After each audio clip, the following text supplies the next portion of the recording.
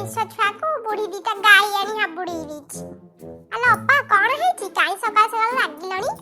କଣ କରିବି ଲୋ ଶାନ୍ତି, ଏକୁଟିଆ ଲୋକ ମୁଁ ମଲେଣି କାମ କରି କରି। ଉପରେ ପୁଣି ସେ ଖେଣ୍ଟେ ବୁଢୀ କଥା କହିଲେ ନ ସରେ। ଭୋରୁ ଉଠି ଯାଉଛି, ଦୁଆର ବସି କାହାକୁ ଶୋଧୁଛି କେଜାଣି, ପଚାରିଲା ବେଳକୁ କହୁଛି ମୁଁ ତତେ କହୁନି। ହଁ ଲୋ ଅପା, ମୋ ଶାଶୁ କଣ କମ କିଲୋ? ପୁଅ ଆସୁ ଆସୁ କଣ କେଜାଣି ଫୋଡୁଛି ପୁଅ ଆଗରେ। ପୁଅ ଖାଲି ମତେ କଟମଟ ହେଇକି ଅନଉଛି। ତା ଡରରେ ମୁଁ ଟିକେ ଲିପଷ୍ଟିକ ଲଗେଇ ପାରୁନି। ଆଲୋ କାହିଁକି? ଦେଖ ଅପା, ଘର କାମ ସାରିଲା ପରେ ମୁଁ ଟିକେ ରିଲ୍ସ କରୁଛି, ସେତିକି ବୁଢୀ ଦେହରେ ଯାଉ।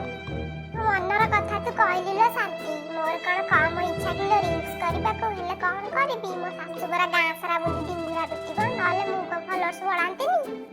କୁହନା ନିଜ ଝିଅ ରିଲ୍ସ କଲେ ମତେ ଦେଖଉଛି ଆଣି, ଦେଖିଲୁ ମୋ ଝିଅ କେତେ ସୁନ୍ଦର ଦେଖାଯାଉଛି, ହେଲେ ମୁଁ କଲେ ମତେ ଦେଖି ପଛରେ ଛେପ ପକଉଛି।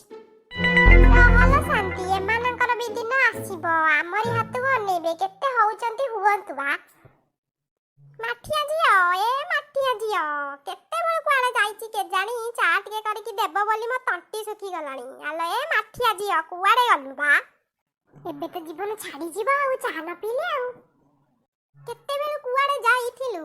ଆଉ କଣ ଫୁସୁଫୁସି କହୁଛୁ ସେଠି? ନାଇଁ ମ ବୋଉ, କିଛି ନାହିଁ।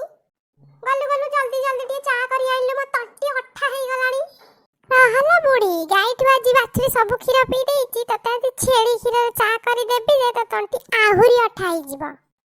ହେ ନିଅ ବୋଉ, ଚାହା ହେଇଗଲା। ଓହୋ ଲୋ ମରିଗଲି ଲୋ, ମୋ ତଣ୍ଟି ଶୁଖି ଯାଉଛି ଜୋରେ, ମୁଁ ମରିଯିବି ଲୋ, ଅଠା ହେଇଯାଉଛି ତଣ୍ଟି। କୁଆଡେ ଗଲୁ ଲୋ ମାଠିଆ ଝିଅ, ଜଲ୍ଦି ପାଣି ନେଇକି ଆ। ଭଲ ହେଇଛି, ସକାଳ ସକାଳ ମୁଣ୍ଡ ଠିଆ କରୁଥିଲା ମୋର। ବୋଉ କଣ ହେଲା ତୋର, କଣ ହେଲା? ଭାଇ ମତେ ମାରିଦେଲା ରେ ଚାରେ ବିଷ ଦେଇକି।